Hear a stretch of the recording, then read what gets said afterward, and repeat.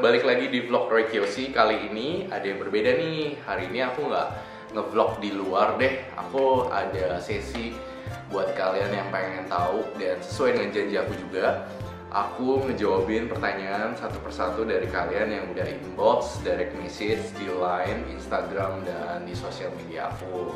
Buat teman-teman juga yang pengen tahu dan pengen nanyain sesuatu yang berkaitan dengan spiritual, hal-hal berhubungan dengan paranormal activity juga, indera keenam, dan apapun itu, nanti kalian juga bisa nanyain ke sesi berikutnya. Sesi tanya jawab kayak gini, nanti aku akan jawabin satu persatu pertanyaan yang terpilih. Nanti aku jelasin sesuai dengan kapasitas aku. Pertanyaan pertama datang dari Mastur Sagil. Kok aku baru tahu ada Karo ya, aku jadi tarik nonton. Aduh, ini terang banget, ini gue kayak setan gak sih? Oke. Pernah didatengin Nyi Roro Kidul lewat mimpi, bawa kereta kencana, kecantikannya luar biasa. Tapi aku juga tahu maksud mimpinya apa. Apakah Roy bisa? Oke, mungkin dia bilang dia nggak tahu maksud mimpinya apa ya, Master Sagil ini. Tapi kalau menurut aku, tidak semua orang bisa dimimpiin oleh Ibu Ratu atau Nyi Roro Kidul ataupun Ibu Kanjeng Ratu gitu, karena beliau sangat super duper orang-orang yang terpilih sih mungkin yang bisa. Ataupun kalau memang si Bro Mastur Sagil ini dimimpiin, mungkin ini adalah satu cuma bunga mimpi saja, tetapi maknanya mungkin hanya ingin menunjukkan eksistensinya beliau saja. Pertanyaan kedua datangnya dari Willy Susanti atau Ili_AYY. Apa nih namanya? Nama panjangku Willy Susanti. Oh iya, dia minta di-mention namanya Ozzy Stephen gitu. Jadi pertanyaannya adalah, dia nanya yang gini, Kak, kenapa ya setiap ngomong sesuatu ke orang lain sering banget terjadi kayak ada gambaran gitu di pikiranku. Aku nggak tahu kebetulan atau apa sih kebetulan kali ya. Terus kalau mau ada apa, ada feeling gak enak banget, entah kenapa perasaan jadi gak karuan, jealous gitu kak, gak jelas gitu kak. Oke. Ozzy Stephen atau Willy Susanti. Jadi menurut aku sebagai paranormal, anak indigo, dan yang berkecimpung di dunia spiritual seperti ini, yang aku tuh observasi banyak banget hal-hal dunia indigo dan spiritual juga dari buku-buku, dan juga dari buku ini juga nih, The Secret of Peta. Jadi bagi saya setiap orang itu juga punya indera keenam, tetapi kadarnya, ini opini saya ya, opini Roy Kiyoshi sekali lagi. Jadi menurut aku, versi aku, setiap orang itu punya indera keenam, tetapi tidak kadarnya beda-beda sama orang lain. Jadi kalau misalnya orang lain bisa 90%, kalau mungkin Willy Susanti bisa yang 20%, 10% seperti itu. Kalau yang mungkin anak indigo sudah pasti punya indera keenam. Tetapi orang yang indera keenam belum tentu indigo gitu lah. Jadi perbedaannya itu ya. Jadi satu, indigo udah tentu pasti punya indera keenam, bisa melihat ghost juga, bisa merasakan yang lebih peka dan segala macam, tingkat kecerdasannya juga lebih tinggi dan segala macam, dan lebih berbeda. Orang yang punya sixth sense belum tentu indigo gitu. Jadi ada dua tipe gitu loh. Jadi orang yang punya sixth sense bisa merasakan, bisa kok nggak enak ya, kayaknya keluar mau hujan gitu. Nah itu sixth sense namanya. Dan kalau indigo udah pasti punya sixth sense. Itu aja yang paling simple. Semoga membantu ya Willy Santi. Pertanyaan ketiga datangnya dari Fadli_Noe, dan dia mengirimkan direct message di Instagram. Hai kak, sejak kapan sih jadi indigo? Aku sih cuma bisa denger dan ngerasain. Katanya juga bakalan bisa ngeliat nantinya. Salam kenal kak. Salam kenal juga Fadli Noe, dan semoga pertanyaan ini akan aku jawabin dengan apa yang aku tahu ya, sesuai dengan apa yang aku pelajarin juga. Jadi setiap orang, balik lagi sesuai dengan apa yang aku ceritain, setiap orang itu punya indera keenam.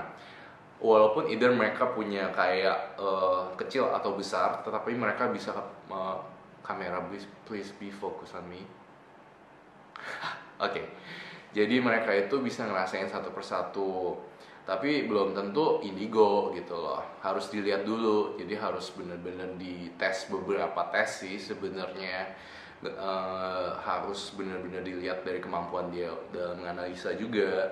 Jadi nggak segampang itu mengeneralisasikan indigo. Bisa lihat dan sesuatu itu yang aneh-aneh itu indigo. Oke, aku ada gangguan di sini sekarang. Hai, my friend, my unreal friends datang.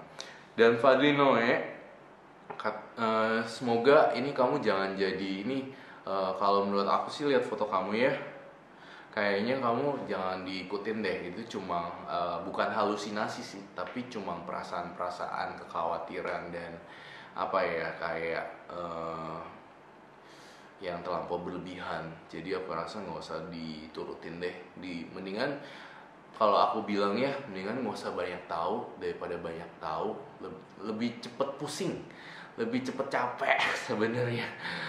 Jadi indigo itu nggak gampang dan capek juga gitu loh. Maksudnya nggak semudah orang yang orang lihat gitu loh. Itu nguras energi, nguras otak, dan plus juga kayak sampai sekarang aja nih sejujur aku kayak ngerasa masih dianggap beberapa orang sih yang mungkin baru kenal gitu ya, aku masih agak aneh gitu, apalagi karena kemampuan membaca pikiran orang lain aku lebih cepat gitu. Jadi terkadang aku suka mencela topiknya cepet banget, tek gitu, dan orang kayak suka jadi rada bingung gitu dengan conversation aku sebenarnya gitu. Nah, poin aku adalah buat Fadli Noe ini, jangan, ya kalau mau seperti itu, kalau bisa sih janganlah capek juga, soalnya benar-benar capek, luar biasa lumayan, karena menghabiskan banyak energi. Mendingan jadi orang biasa aja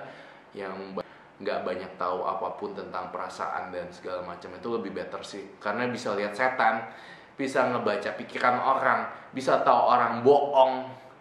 Itu rasanya capek. Dan aku kenapa temenannya banyak setan, jujur, karena aku ngerasa in this real world,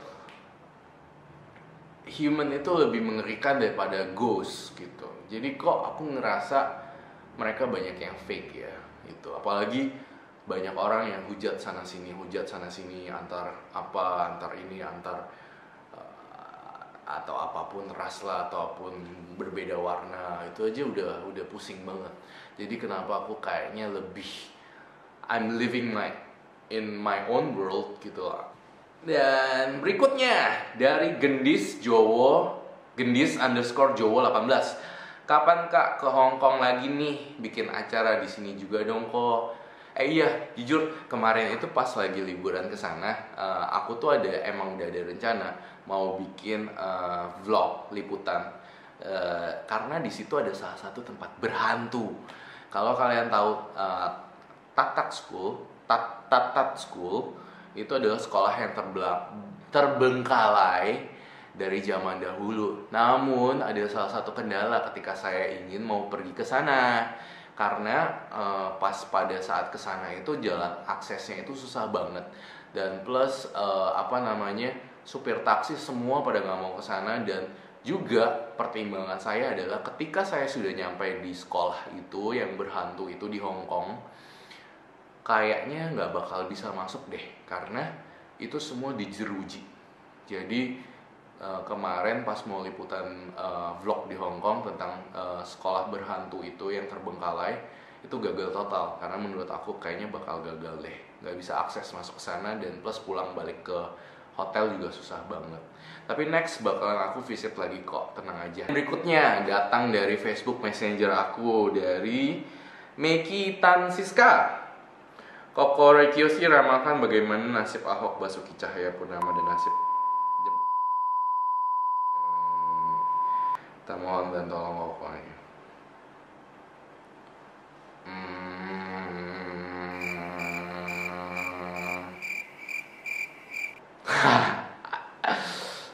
my god.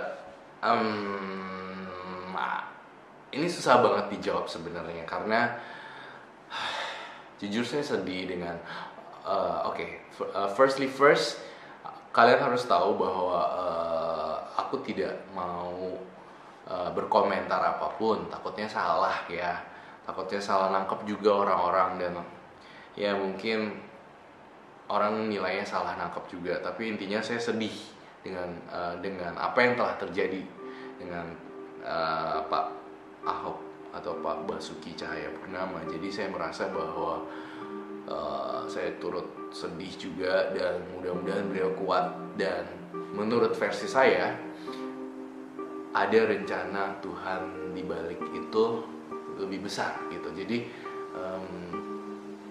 aku kayak speechless sih sebenarnya, bingung juga jawabnya gimana. Tapi intinya kalau untuk komen tentang Ahok, Pak Basuki Cahayapurnama, jadi ada God's planning itu lebih besar deh dari logika manusia aja, lebih punya cara tersendiri aja. Dan I do believe in miracle gitu.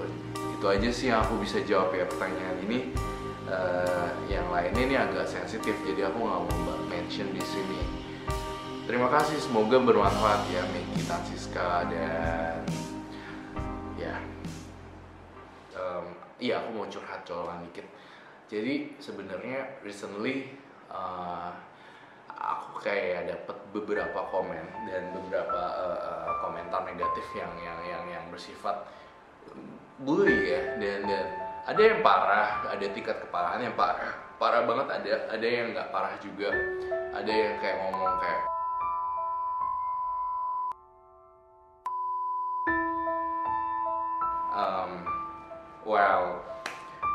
kalau nggak suka gitu sama videonya mungkin, atau nggak suka sama orangnya, ya nggak tahu ya, kok bisa ya, maksudnya haters tuh kayak judging person, tapi kayak they didn't even know the person actually, like dia nggak tahu sama sekali orangnya kayak gimana, tiba-tiba they judge me like shit gitu. Menurut aku sih ya it's not nice sih.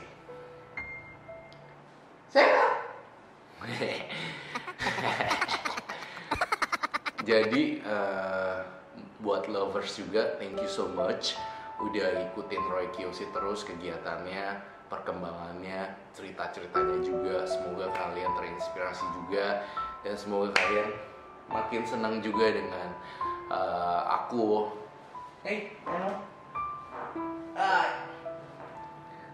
Wow, channel lucu ya.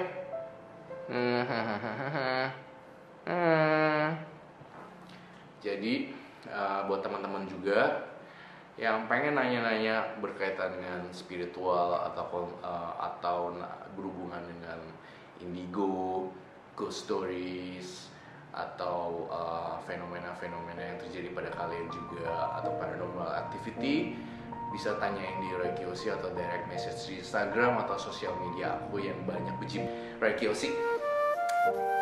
Dan sampai jumpa di next vlog berikutnya. Bye bye. Bye bye. Bye bye. Bye bye bye bye bye bye bye bye bye bye bye bye.